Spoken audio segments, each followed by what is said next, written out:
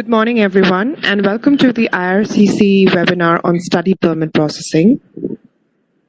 Thank you for joining us in the webinar today. And the format that we will follow in the webinar is we will have a presentation where we will share the information and details about the current study permit processing system in place.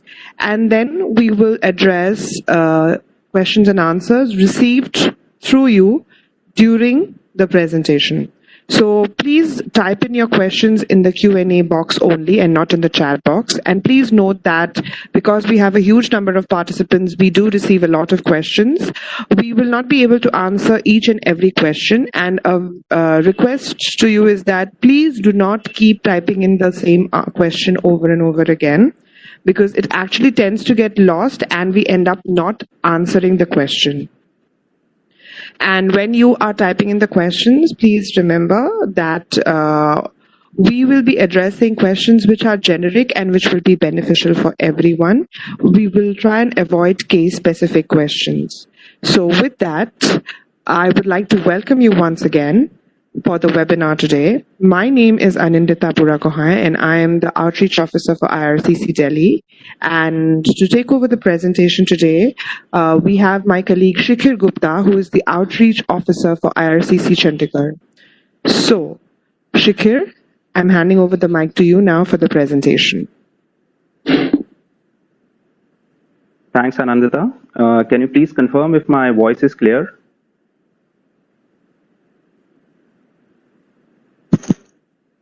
Anindita, can you please confirm if I'm audible?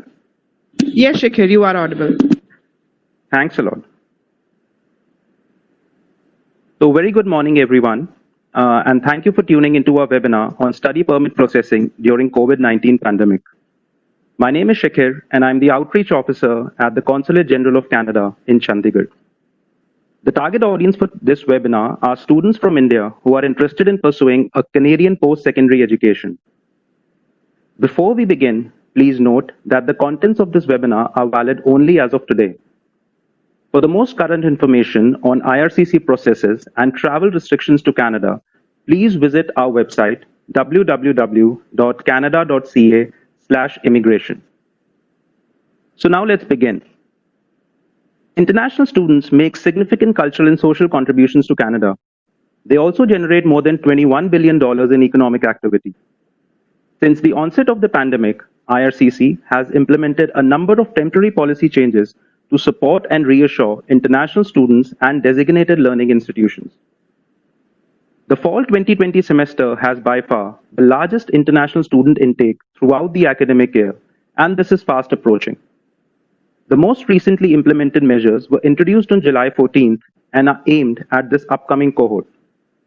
The changes will continue Canada's reputation as a premier destination for international students, and they will demonstrate the importance of the International Student Program and the contributions international students make to Canada. We strongly encourage students to still consider studying at Canadian institutions, even if many DLIs have moved their fall 2020 semester to an online format. Moving on our agenda for today, we'll cover the following topics. Number 1 is why you should consider studying in Canada. Number 2 is how the application process works. Number 3 will be restrictions to travel to Canada. Number 4 will be the exemptions to those travel restrictions. Number 5, we'll let you know about the processing changes due to COVID-19, which will include a 2-step review process, student direct stream, eligibility to work, authorized leave during studies, and impact on the postgraduate work permit program. Then we'll cover some fraud tips and what you need to know before traveling to Canada. As Anindita said, that we will end the presentation with a question and answer session, and you can use the Q&A box to send us your questions, which we will go through after the presentation.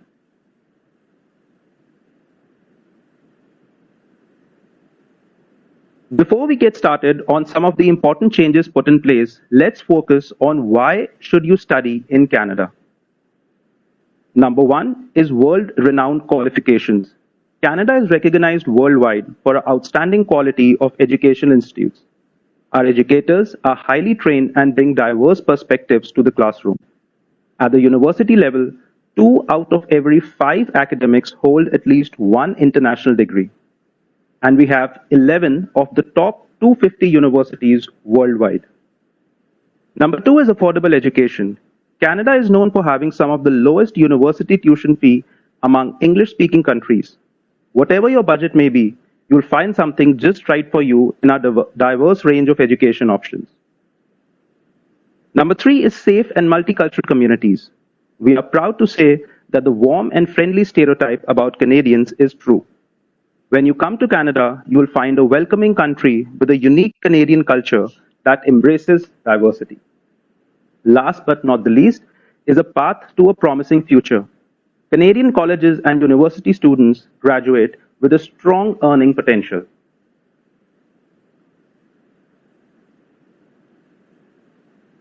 To protect Canadians from the outbreak of COVID-19, the Government of Canada implemented travel restrictions that limit travel to Canada. Until further notice, most foreign nationals cannot travel to Canada, even if they have a valid visitor visa or an electronic travel authorization. These restrictions stop non-essential or non-discretionary travel to Canada.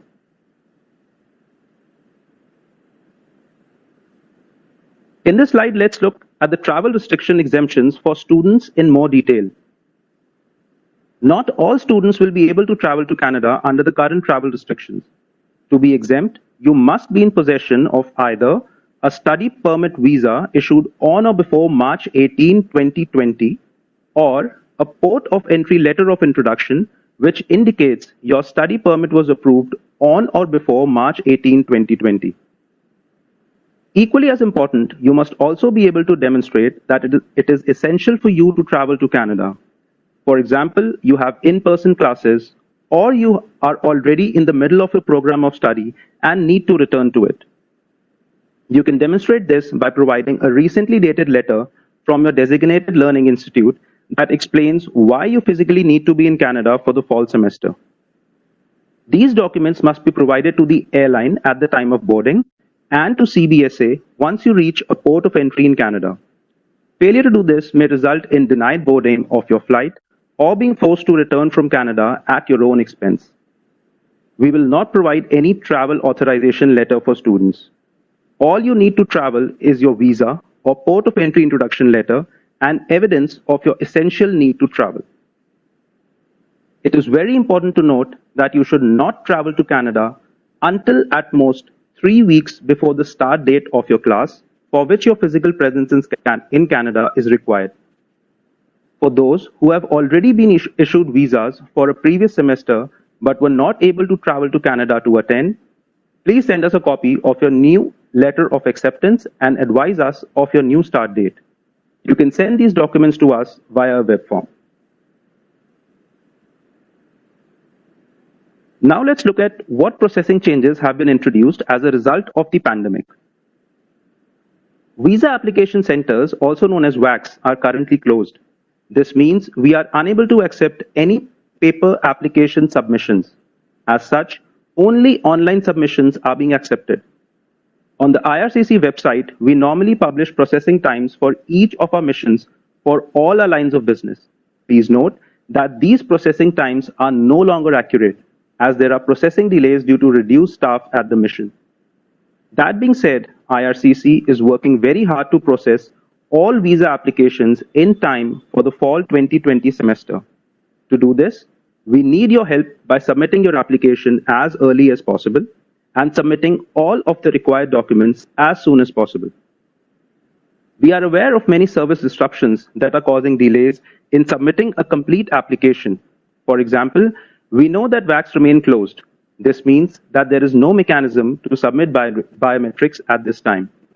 We know that panel physicians are operating at limited capacity. This means that it may take longer for you to obtain an appointment to complete your immigration medical exam. We also know that some businesses and schools remain closed or are operating at limited capacity. This means that it may take longer for you to obtain the supporting documents you need for your application. All of that being said, we will not refuse any applications for non-compliance or failure to submit the requested documents at this time.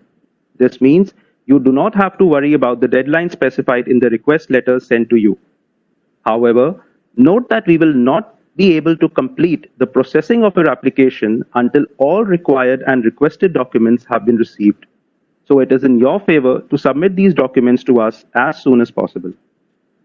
The exception to this are the following 3 documents you must provide upfront or your application may be refused. First is the application forms. You do not have an application unless you complete the IRCC forms required. Second is the fee. This includes both the study permit processing fee and the biometrics fee. Third is the letter of acceptance, also known as LOA, from a designated learning institute in Canada. This is mandatory for you to submit with your application.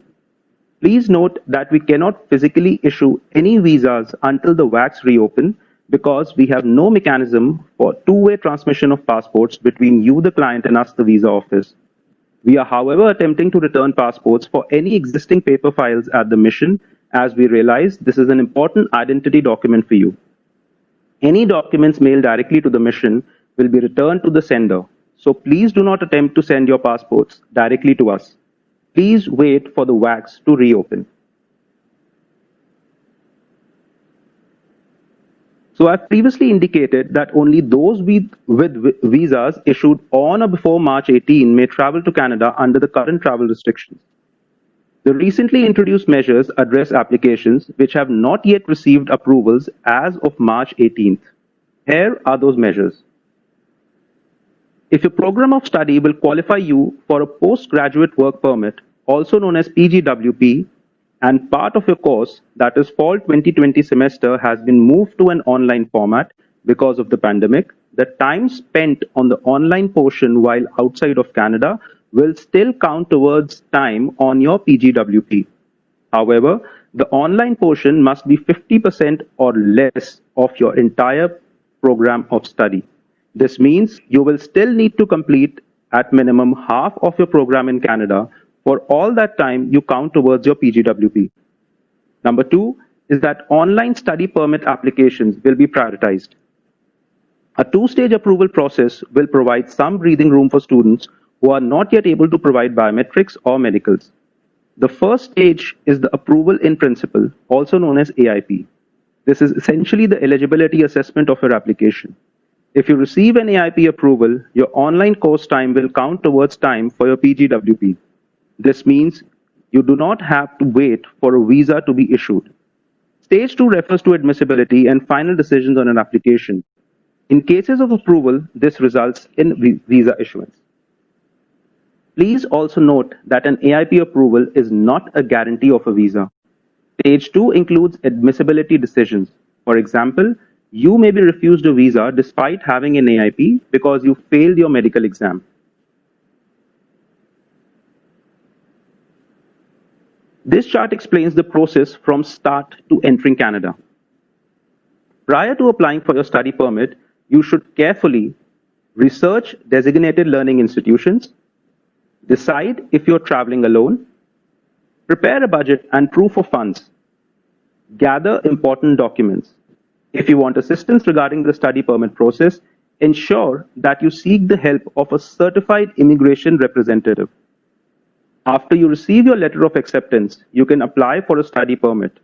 This is where the process has changed a bit, where your decision-making process is broken up into 2 stages. As well, even after being issued a visa, you may still not be able to enter Canada if you are not exempt from the travel restrictions. As you can see, the assessment of your application will be broken up into 2 stages. Based on the current travel restrictions, even if you are issued a visa, you still will not be able to enter Canada unless you fall under an exemption.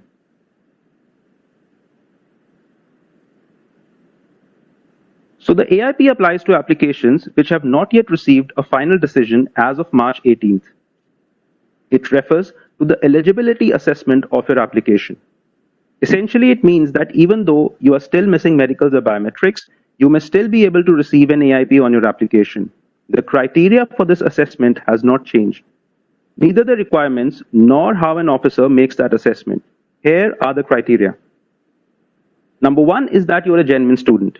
This means you have demonstrated the academic and language capability through the submission of your previous academic transcripts and IELTS or TOEFL scores that you are able and qualified to complete a program of study in Canada. Number 2 is that you've been accepted by a designated learning institute in Canada. This means you have submitted a valid letter of acceptance from a DLI in Canada. Number 3 is that you have sufficient funds to pay for your studies, living expenses, and transportation without working. This means you have submitted financial evidence of liquid funds to pay for these 3 things for the first year of school and demonstrated by explanation and proof how you intend to pay for these 3 things, that is tuition, transportation, living expenses, for all of the remaining years of studies. Fourth is that you will leave Canada by the end of your authorized stay. This means you have demonstrated through evidence and explanation of what your ties are to your home country, which will motivate you to leave Canada once your visa expires. Once you receive an AIP in your application, a letter will be sent to you electronically to relay this information to you. You may also receive requests for biometrics and medicals if you have not yet submitted them.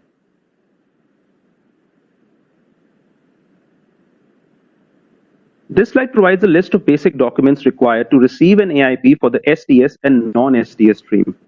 Let's look at the SDS list of mandatory requirements for an AIP. Number 1 is that you need a valid letter of acceptance from a designated learning institute in Canada. Number 2 is you need to provide IELTS test result demonstrating 6 in each band. Only in-person test results will be accepted. We are not accepting online test results. Number 3 is that you need to show a receipt or documentation from the DLI that tuition has been paid for the first year. If you also have scholarships or grants, you should also provide documentation to demonstrate this as a part of this requirement. Number 4 is that you have to provide a receipt for a GIC of 10,000 Canadian dollars. Number 5 is to submit most recent secondary or post-secondary school transcripts. And last but not the least is that for Quebec-bound students, you need a CAQ. Now for the non-SDS streams, these are the mandatory documents for an AIP. First is to submit a valid LOA from a DLI in Canada. Number 2 is to provide IELTS, TOEFL, or PTE test results. No online English test results will be accepted. Number 3 is to show documentation that demonstrates you have in liquid funds and enough money to pay for tuition, living expenses, and transportation for the first year of school, plus an explanation and evidence of how you intend to pay for all of the remaining subsequent years of school without relying on working in Canada. Fourth is to submit your most recent secondary or post-secondary school transcripts. And last but not the least, you need a CAQ for Quebec-bound students. Additionally, we would recommend you to submit a letter explaining why you choose your program of study. Admissibility assessments are made after AIP and before visa issuance. They include assessments such as medical, criminality, and biometrics, among other things. This means that you must, number 1, provide biometrics, number 2, complete your immigration medical exam, number 3, answer all questions truthfully and completely. This includes declaring all previous visa refusals for all countries, providing all of your background history for the last 10 years, and being truthful about any previous arrests and criminal history. And lastly, you must always submit only authentic documents.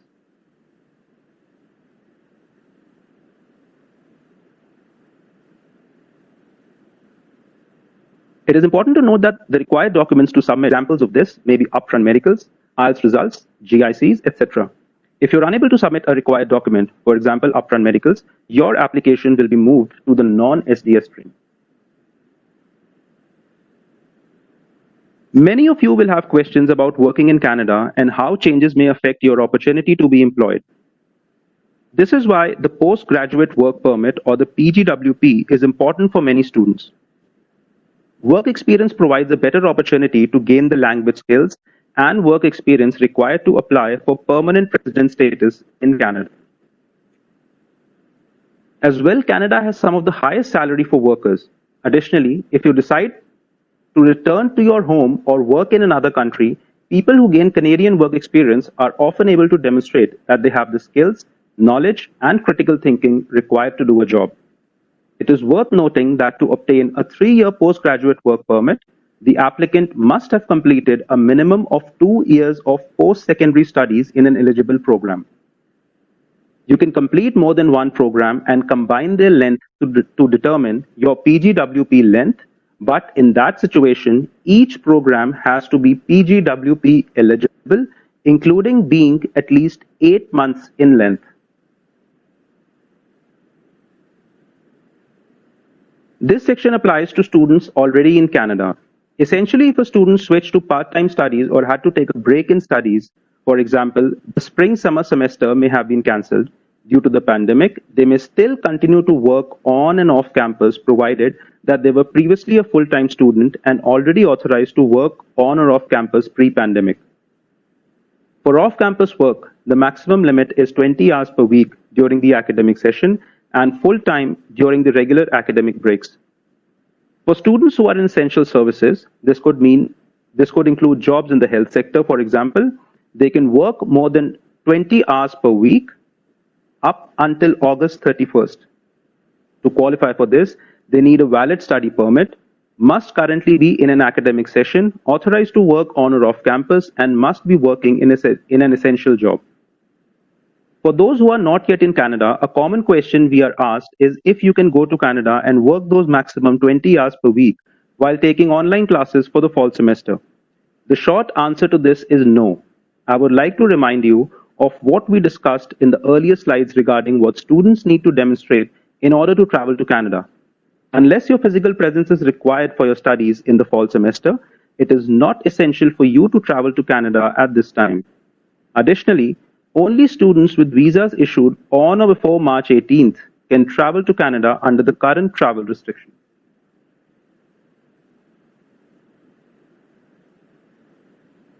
So we have heard your concerns about having to pause mid-studies for one-year programs so you do not exceed the maximum allowable time on online studies outside of Canada in order for the entire program to count towards your PGWP. We are pleased to introduce new measures to address this. Here are the latest changes. If you are unable to travel to Canada at this time due to travel restrictions, your eligible online studies will count towards your PGWP if you already have a study permit, you already have been approved for a study permit, or you will apply for a study permit before beginning your program of studies in January 2021. If you fall in any of the situations listed above, you can complete up to 100% of your program online while outside of Canada if your program is between 8 and 12 months in length and you started your program of study between May and September 2020. This essentially means that taking an entire one-year program online outside of Canada may qualify the entire program for a PGWP. You can complete up to 50% of your program online up until April 30, 2021, while outside Canada if you also eventually complete at least 50% of your program in Canada. Additionally, you can complete up to 50% of your program online up until April 30, 2021, while outside Canada if number one, you graduate from 2 different programs within 2 years of each other, and each program is at least 8 months in length, and at least one of the programs started between May and September 2020, and at least 50% of the combined programs is completed in Canada. This means that you could potentially complete a one-year program outside of Canada and then take another one-year program in Canada, and both programs will give you the maximum allowable time towards your PGWP. If you decide to study and work in Canada, you may then decide to make Canada your permanent home. To begin this process of applying for permanent residence in Canada, you must submit your profile in the Express Entry online system. This will show you how many comprehensive ranking system points you have based on your education, work experience, language ability, and other factors. On a regular basis, IRCC invites the candidates with most points in the Express Entry pool to apply for permanent residence through one of the federal economic immigration programs. If you're invited to apply for permanent residence, your invitation will tell you which program you need to apply through and will have 60 days to submit your application. There are other options to apply to immigrate permanently as a worker outside of the express entry system. Some examples include the Provincial Nominee Program and the Atlantic Immigration Pilot.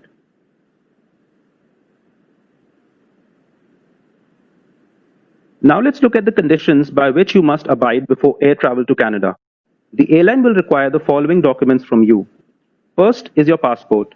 Second is a valid study permit visa or a port of entry letter of introduction issued on or before March 18th.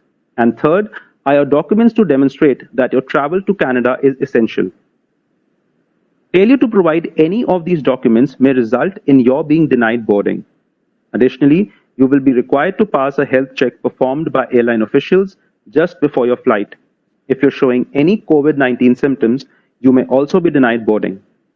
If you're approved for boarding, note that you must wear a non-medical mask or face covering upon arrival in Canada.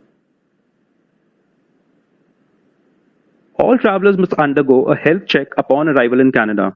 It is also mandatory that all passengers arriving in Canada must self-quarantine for 14 days. This means that all travelers must have a plan to self-quarantine for 14 days, confirm and provide evidence that they have a suitable place to quarantine.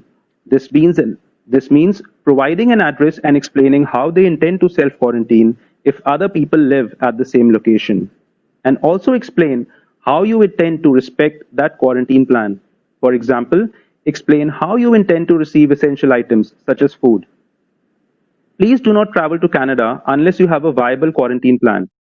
Failure to comply has consequences, which include a fine of up to 750,000 Canadian dollars, 6 months in prison, or being deemed inadmissible, removed from Canada, and banned from entering Canada for 1 year.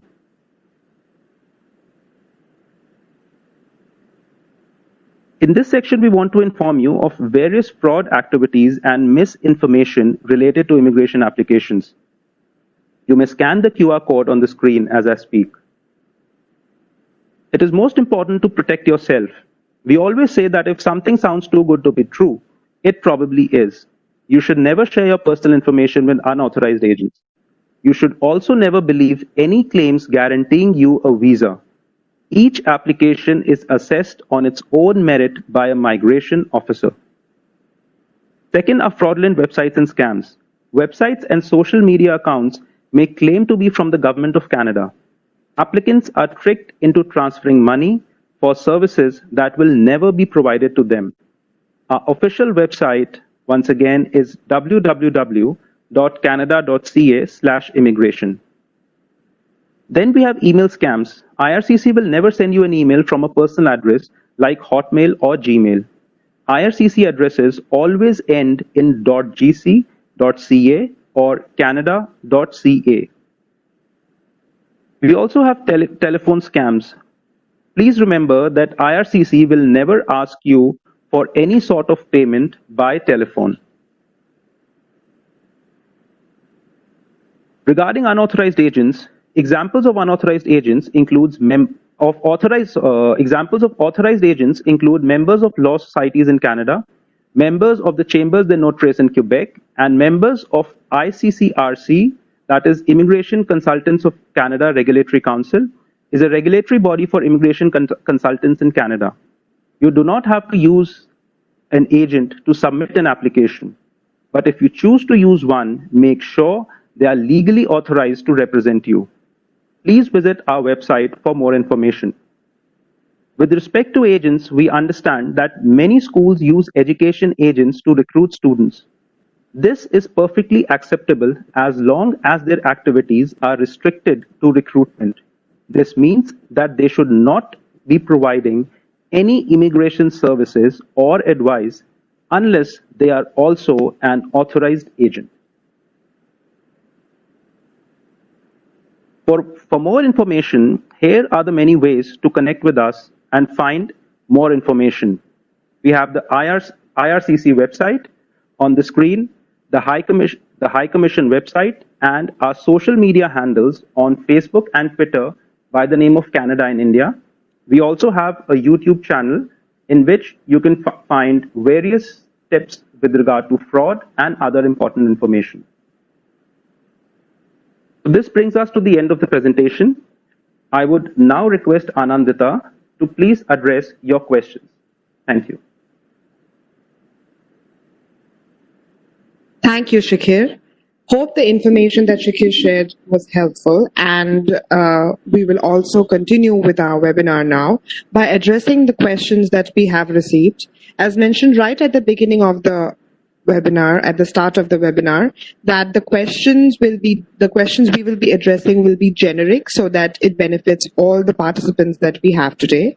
I will start with the questions category-wise, and we will proceed accordingly.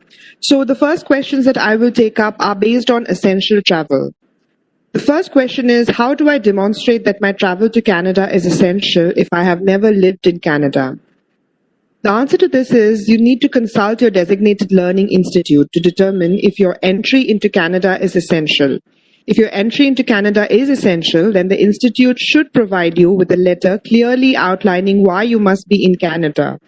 Neither IRCC nor the High Commission provides travel authorization letters for students. I am who traveled in March. This is the next question.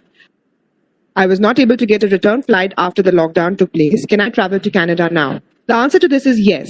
An essential reason to travel to Canada is if you were previously living in Canada and you are returning home, then you are allowed to travel to Canada right now. The next question, which is a very common question right now, given the current situation, is my Wi-Fi is not reliable from outside of Canada. So can I enter Canada to study? So the very short answer to this is that every student's situation is unique. It is important for you to consult with your DLI regarding options for studying online.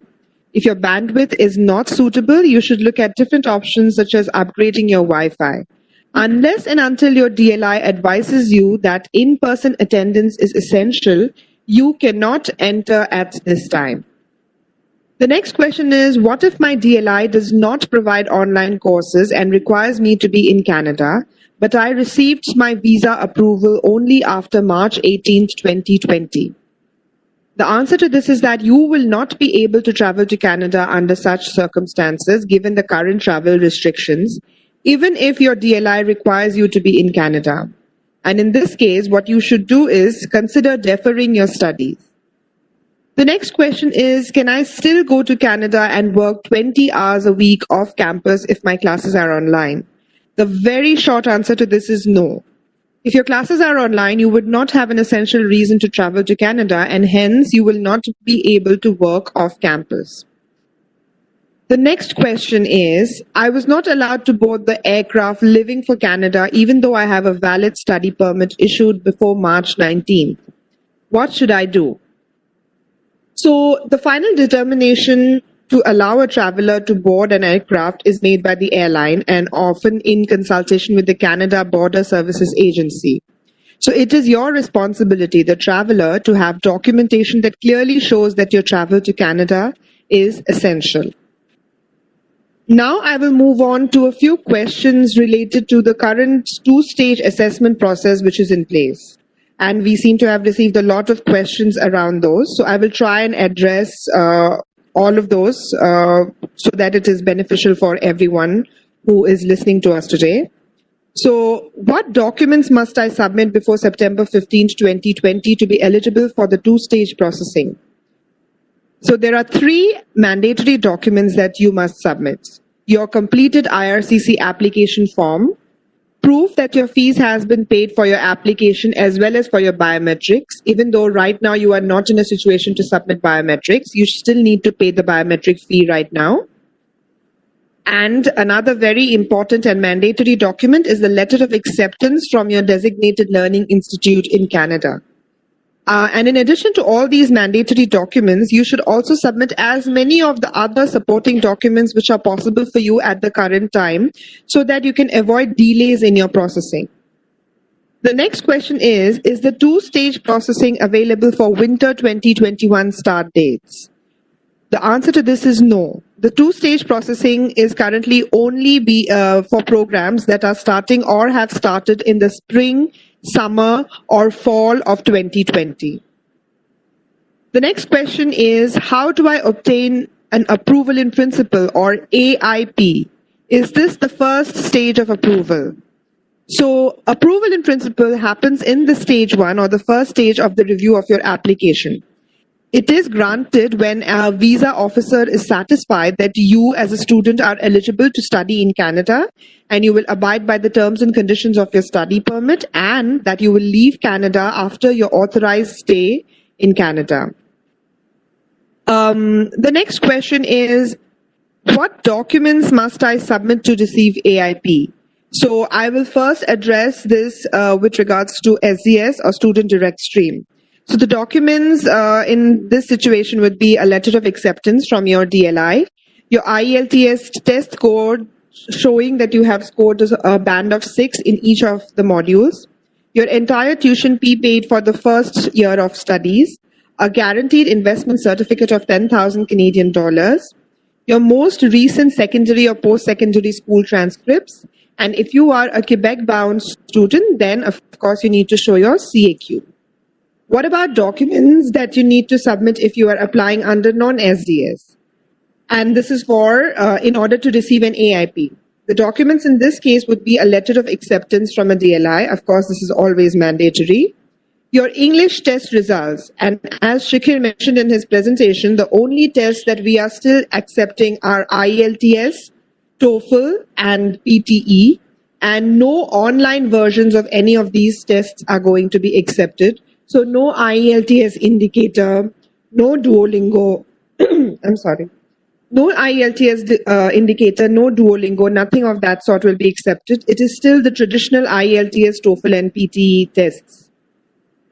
You also have to show evidence of financial ability to pay for your tuition, your transportation, and your living expenses in Canada, and your most recent secondary and post-secondary school transcripts, and in case if you are going for a Quebec institute, then your CAQ. The next question is, what do I do if I cannot submit a document within the requested time frame? So currently, we are aware that there are restrictions with regards to a lot of VACs not being open in India, a lot of the panel physicians not operating full-time. So IRCC will not refuse any application for non-compliance or failure to submit the requested documents at this time. But please remember to submit the requested documents as soon as you are able to, even if the deadline for the submission has elapsed. However, you have to know that without receiving your full application documentation, including the supporting documents, IRCC will not be able to complete the processing of your application. The next question is, how will I know that I have been granted an AIP? The answer to this is that a letter confirming your stage 1 approval will be sent to your online account. The letter may request you to complete the rest of your requirements, like your biometrics and your medicals. If you have not already done so, in order to be issued a study permit, you need to share those with us, like I said, as early as possible. The next question is, if I am granted an AIP, can I assume that once I complete my biometrics and medicals, I will get a student visa? So the answer to this is actually no. AIP is not the same as being granted a visa, or it is not the guarantee of a final visa issuance. The officer will need to establish that you meet admissibility requirements. And admissibility requirements were those shared by Shikhir during his presentation. You have to note that a second stage refusal is uncommon, provided that you are truthful in your application, that you have not provided any fraudulent documents to us, and that you comply with any additional requests immediately. The next question is, what requirements need to be completed to receive approval for second stage admissibility decision? So, in order to conduct this assessment, you must provide biometrics, you must complete your immigration medical exam, you must answer all questions asked in your application form truthfully and completely. This includes declaring all previous visa refusals for all countries, providing all background history for the last 10 years, and being truthful about any previous arrests and criminal history. And in addition to this, a very important thing that you must note is that you must submit only authentic and genuine documents to us. The next question is, what if my school starts prior to receiving my stage 1 or AIP approval? The answer is, you can start school online prior to obtaining your AIP. If you receive AIP after you started school, all the time will still count towards your PGWP, provided that you submitted your study permit application before September 15th, 2020. So that is the date you need to remember. The next question, which seems to have come in from a lot of people, is, will I receive a refund of my tuition fees if my application is refused when I am studying online in India with a DLI in Canada? So IRCC has no say in this. This is something which you need to check with your DLI. So please consult with them and check with them regarding their refund policy. Now I will move on to a few processing time related questions because we have a lot of those questions. I will try and address the concerns that people have. So the first question is processing for SDS study permit applications faster than non-SDS applications? So there have been many service disruptions due to the COVID-19 pandemic, and we have not been able to maintain our standard processing times. We are working through our inventory of applications right now as we speak. Note that IRCC will not refuse applications for non-compliance or failure to submit the requested documents at this time. However, if you are not able to submit requested documents in a timely manner, we will not be able to complete the processing of your application until all required and requested documents have been received. The next question is, when can I expect a decision on my application? Again, I have to mention here that because of the service disruptions, our processing times are no longer accurate. So IRCC is working very hard towards normal service delivery standards. Applications meriting a refusal are being finalized at this time. So a lot of people who are asking over the Q&A box that why the most of the people are receiving refusals and the rest of them are not receiving their responses. It is because of this reason that we are right now finalizing those applications that merit a refusal. So you need to check your online account or email in case you may have received a refusal letter. For the applications to receive a visa approval, these will not be finalized until VACs reopen. So that is the current situation. What happens in case you have to submit your passport after you get your visa? So currently you have to wait for the visa application centers to reopen to submit your passport for a visa issuance. Please do not send your passport to any of our offices because we cannot accept passports at this time. And if you send your passport to any of our offices, it will be returned to you at your own expense without a visa. So please be careful with this. The next set of questions that I would be addressing now are the language tests. So the first question here is, can I submit a language proficiency test result that I completed online? What if my school has accepted that same test result for my admissions? Will that be sufficient in that case for an IRCC application? The answer to this is no. IRCC does not accept results from online language tests like I mentioned earlier. There are no changes to the language proficiency assessment score that we require. The recommended tests are still IELTS and TCF or TEF for French. Test scores from Duolingo or any other online language test will not be accepted for any immigration application purposes, including for study permits. The next question is, what if my IELTS score is expired or about to expire? We, IRCC, will accept the IELTS results as long as they were valid on the day you submitted your application. So say, for example, you submitted your application in March, at which time your IELTS scores were valid, and by now they might have expired. You do not need to worry because we will consider the validity of the test on the date when you submitted your application, which in this case, in the case of this example, would have been March. The next question is, does IRCC accept PTE language scores as proof of language ability? The answer to this is that we recommend that you submit language scores indicated on the IRCC website. So you can go to our website and check which tests we are validating. However, if you have completed a PTE language test, you may submit your scores to us using the PTE portal.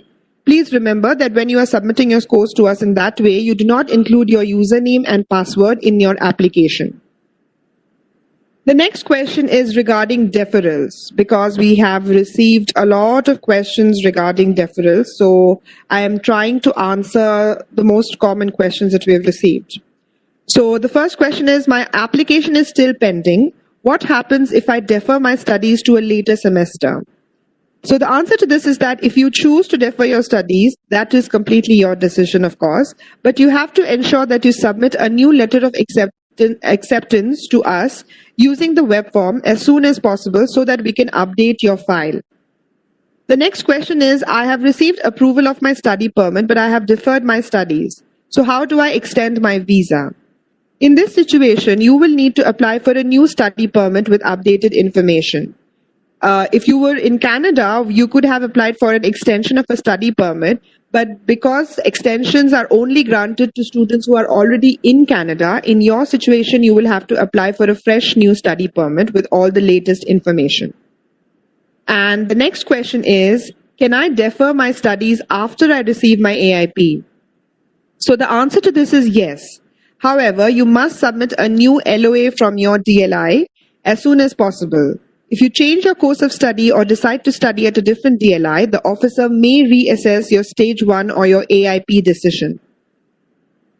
The next question is a very hot topic right now because of also the recent announcement which has been made. The next series of questions are addressing the PGWP or the post-graduation work permit. So the first question is, what percentage of my studies can be online to be eligible to obtain a PGWP? The answer to this is that the online portion must be 50% or more of your entire program of study. This means you will still need to complete at minimum half of your program in Canada for all of that time to count towards your PGWP. The total program of study is calculated based on the number of courses completed in Canada. The next question is, I have already completed 50% of my program online prior to the fall semester. Can I still obtain a PGWP?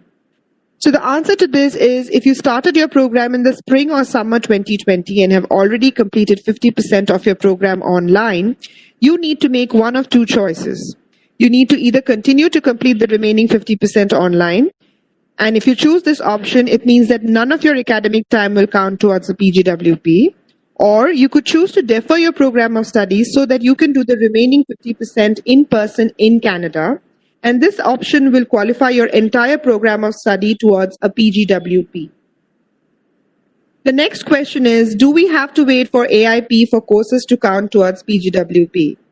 As already addressed, the answer to this is no. As long as you have submitted your study permit application before September 15, 2020, your entire fall semester will count towards a PGWP, even if you receive your AIP at a later date. Note that you will still have to meet other eligibility criteria for a PGWP, which would have been applicable in a non-COVID scenario. And the final question in this category that I'll be addressing is, can I switch from full-time to part-time studies, and will this affect the duration of my PGWP? So for the fall 2020 semester, you must be enrolled for a full-time study program for that to count towards a PGWP. However, for winter, spring, and summer semesters, the duration of your PGWP will not be affected if you became a part-time student because your DLI cancelled or delayed classes due to public health measures. And I think with that, I have answered most of the generic questions which I had come across through the Q&A chat box. However, there are still a few specific questions which have not been asked by a lot of people, but which seem to be very relevant at this point in time. So I would now invite Ms. Jackie McLean, who is the manager of our Client Service and Exceptional Case Unit, to address those questions, and Shikhar Gupta will ask her those questions. So over to the both of you.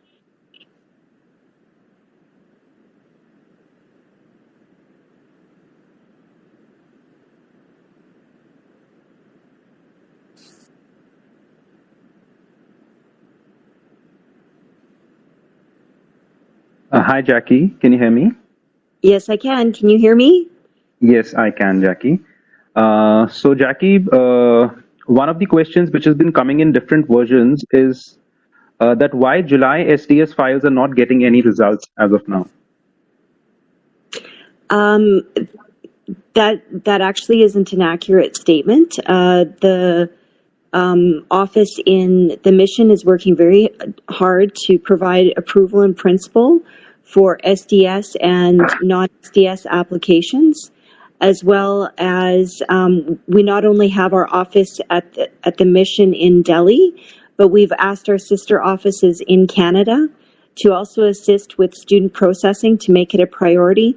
So we are working through cases as quickly as possible to give students assurance by the time the fall session starts that they will receive approval in principle. Thanks, Jackie, for the clarification. The next question is that I have applied for a study permit for the January 2021 intake. Please clarify how IRCC would consider my file, whether under the two-stage approval process or a full visa approval. Will IRCC continue to two-stage processing for the winter 2021 intake or not? So if you're applying for the winter 2021 intake, then the two-stage approval is primarily for people that are applying for the fall session and apply before September 15th, 2020. So it's those two things. Therefore, if you're looking for admission into the January date, the January enrollment, we would suggest that you wait for those folks that require admission and approval in principle right away and need to attend, and submit your application after that September 15th date.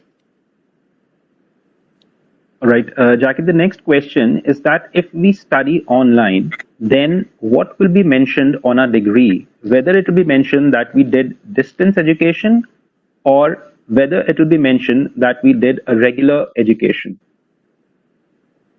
That's a good question. Unfortunately, it's not really up to immigration because I would imagine every institution will indicate that in a different way. So I would strongly suggest that you contact your designated learning institution to find out that answer. The next question, Jackie, is that can I work in India without any restriction while attending an online class in the fall semester?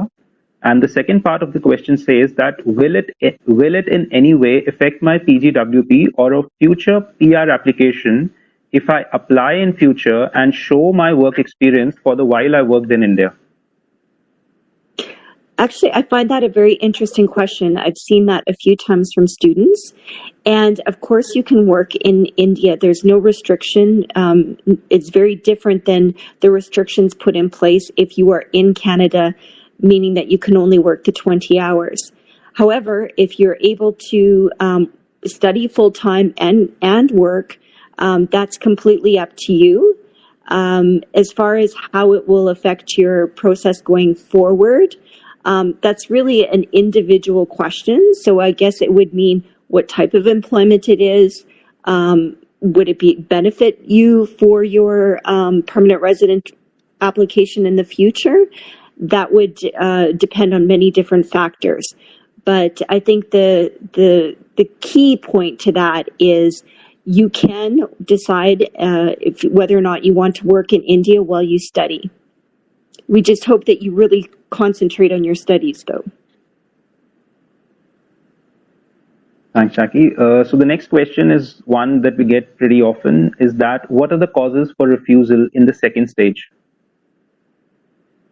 So we really want to be clear because I know that students are feeling very anxious about this, and they're very worried that even though they receive approval in principle, that their application will be denied at the second stage, and they might lose the potential is to lose a lot of money. And ultimately, we understand that a lot of students are after not just the education in Canada, but also the work experience. So the second stage of approval is based on your admissibility. So what I can say about that is that if you don't have a criminal background or security concerns, which we do not necessarily find very often in the student cadre, is that where we do find that some students may be refused at the second stage are if we find documents that are not authentic, if we found out that you misrepresented yourself on your application.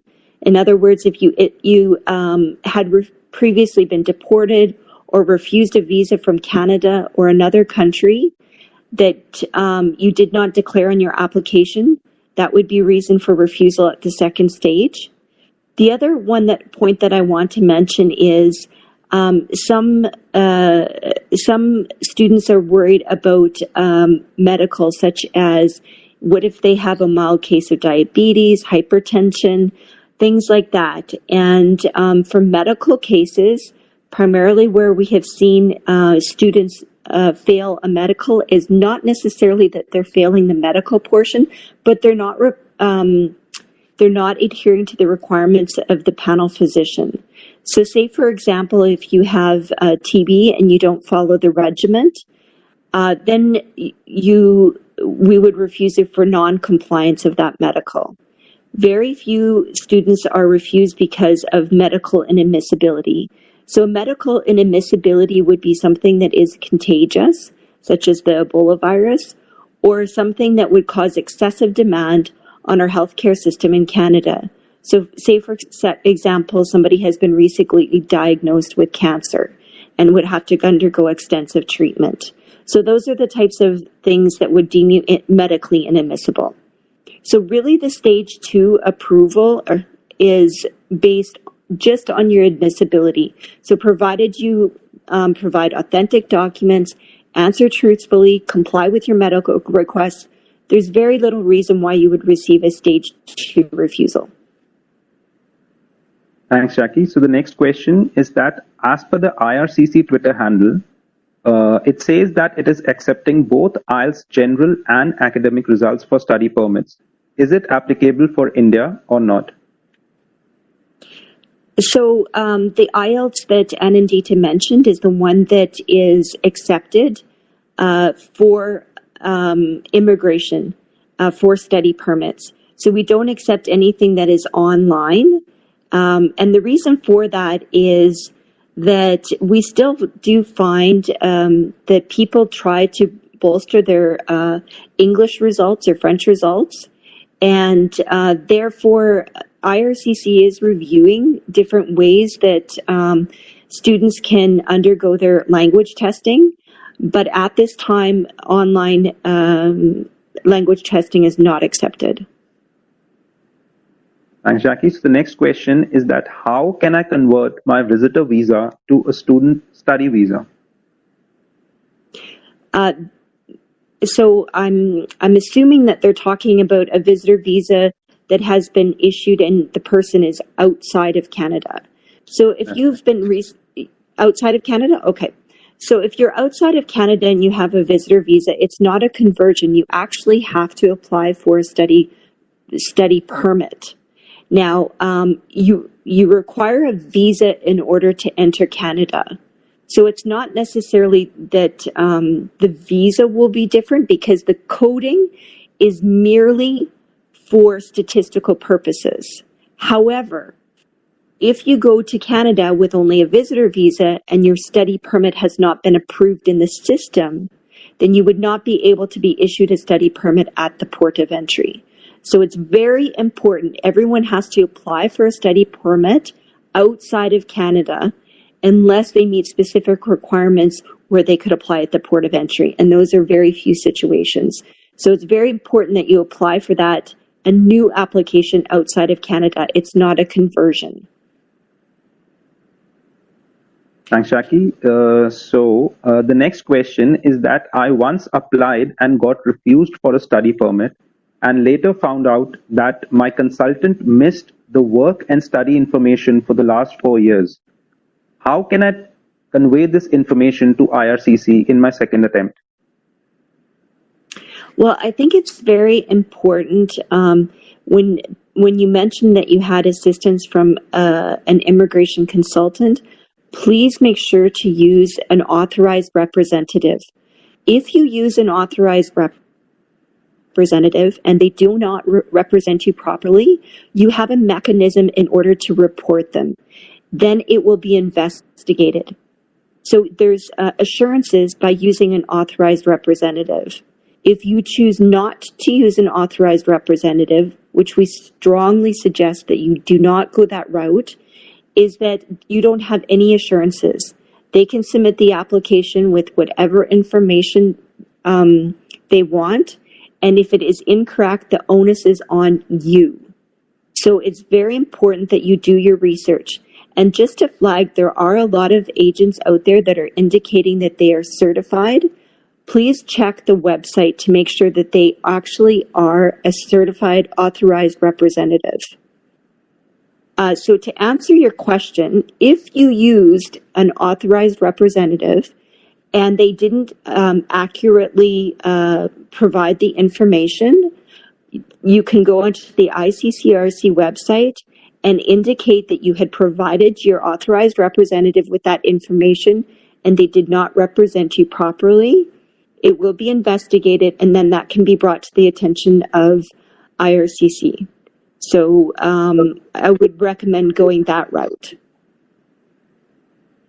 Thanks, Shaki. So the next question is that what will be the fate of applicants who have applied as on a visitor visa along with students who have submitted SDS stream applications? So I just want to make sure I understand the question. I'll just repeat it to you if you want. It says that what will be the fate of application of those family members who have submitted application with students for visitors under the SDS stream? Okay, so regardless if it's SDS or regular student stream, family members will be processed with the principal applicant, the student who is the principal applicant. It's very important to remember that when your family members are processed, that you need to include information regarding how you will be able to financially support your family members while in Canada without working. So that's an important component which sometimes is missed. They assume that because their spouse can get an open work permit, that would be able to fund their studies. And that's not the case. Your primary purpose for traveling to Canada should be to study, and having your family there is important, but you cannot indicate or provide any we can't provide assurances that your spouse would be able to work in Canada. So when submitting that application, make sure that you indicate how your spouse could accompany you without working. The second part to that is right now, the travel restrictions prevent family members who are accompanying temporary residents to enter Canada unless they have an authorization letter. So if your family member is approved with your study permit application, and when the border restrictions are relaxed and that study permit holder can travel to Canada, just make sure that your family members are also able to do that, because at this time you require the authorization letter. Thanks, Jackie. So the next question is also which we are getting pretty often. Since it's a new document, the question says that can you please show us how an approval in principle letter looks like, maybe a sample, because we have doubts of whether we may get a fake mail or a real approval in principle letter. Okay. I think you're talking about for the applications that were submitted through the Visa Application Center, because what I would strongly encourage anyone that's applied online, you will receive that letter through your MyCIC account. Therefore, you know that it's authentic as you can log it into your MyCIC account. For those that applied through the Visa Application Center and on paper, you can link your application, and in that you can check to see whether or not that letter has been issued. So that's what I would suggest. The other thing that I'd like to comment on is anyone who has submitted their application through the Visa Application Center, if you have provided an email address in that application, those letters will be sent to you by email from from the immigration account. So if you provided an email of an authorized consultant, it will go to your authorized consultant. Unfortunately, if you've provided the email of an unauthorized consultant, that's a little bit difficult to then prove because there's no assurances of what types of documents they will provide to you. Thanks, Jackie. So the next question is that I got my visa before 18th March and it expires in March 2021. I deferred my course to January 2021. Will I be able to get my visa reissued in case I am not allowed to travel before my visa expiry? So similar to one of the other questions is there's no extension of a visa. So when we're talking about visa extensions apply for when you enter Canada and you want to extend your study permit or extend your work permit. But there isn't anything to extend a visa. If you are outside of Canada and your visa has expired, you have to apply for a new visa. Right. The next question, Jackie, is that I've submitted complete application that is with biometrics, the police clearance certificate, medicals, and the letter of acceptance. Will my application decision still come in two parts? If you applied before September 15th, yes, we are focusing on approval in principle and to go through as many applications as possible in order to give assurances to students prior to their fall start date, which is happening very, very quickly. So the reason why we're doing that is in order to focus on providing that approval in principle. So even if you have a complete application, it's very likely that you will only receive the approval in principle at this time. And then once our visa application centers reopen, we will focus on the stage 2 processing, where we can go through and ensure that people have completed their biometrics and their medical. Thanks, Jackie. So I think this would be our last question for today and a rather interesting one. It says that if I do not attend online classes after getting my AIP, would it affect my second stage approval? No, it's up to you to decide whether or not you defer your studies, provided when you defer your studies that it is with the same institution, the same course of studies. If you defer your studies, and well, I guess it's then not really called a deferral, but if you choose to study in a different institution or a different course, and perhaps it's longer, then the officer will look at eligibility again to say, does this make sense? Do they have sufficient funds? So I would say if you're just deferring and it's the same program, same institution, and nothing is changing, then go ahead and defer your studies to when you're comfortable in either studying online or going to Canada at that time. Jackie, that brings us to the end of the questions for today. Would you like to give some closing remarks? I would. I just want to really reiterate that today's information is valid for today.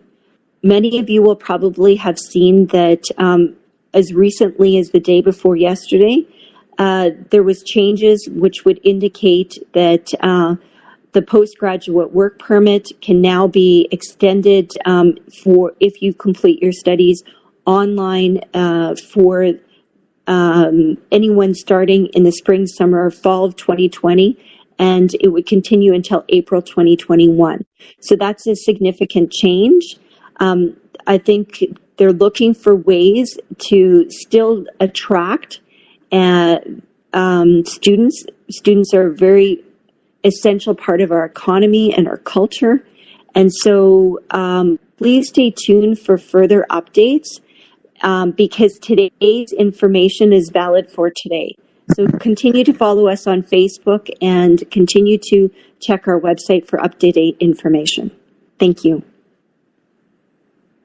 Thanks, Jackie. So this brings us to the end of today's webinar. And just as Jackie said, I would reiterate that please keep following us on our social media handles for all regular updates.